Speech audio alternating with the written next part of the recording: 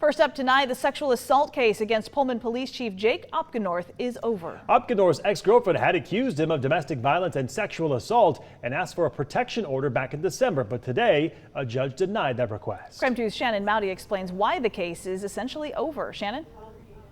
Whitman County Judge Roger Sandberg denied requests from both sides for protection orders after reviewing tens of thousands of text messages between the two and finding no evidence of rape or domestic violence.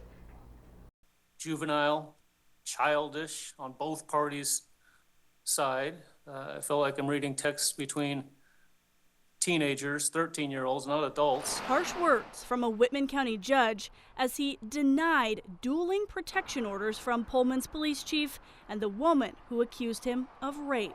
KREM 2 News is not naming Chief Jake Opgenorth's accuser and ex-girlfriend, who asked for legal protection from him in December. She said he'd abused and assaulted her during their 3-year affair. Wednesday, her attorney said Opgenorth admitted the assault by text. Then repeatedly messaged her that he had raped her and went as far as saying, forgiveness doesn't mean that the law was broken. But Opgenorth's attorney, Mark Conrad, says evidence proves the accuser deleted some messages and withheld others from the judge.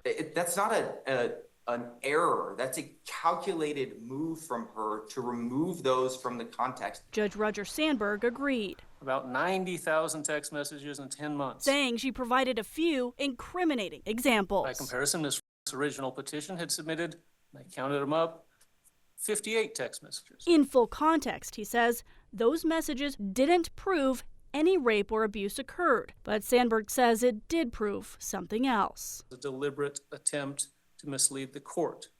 She clearly omitted messages which would have provided an entirely different impression. The judge says there's evidence both sides were trying to control and manipulate one another, but he did not find any evidence of a crime. Opgenorth has been on administrative leave from his Pullman PD job for 2 months because of the allegations. We reached out to Pullman PD to see if Opgenorth will be reinstated as chief, but haven't yet heard back. This ruling also reverses an order forcing Opgenorth to surrender guns and weapons. Both sides can appeal. Shannon Mowdy, KREM 2 News.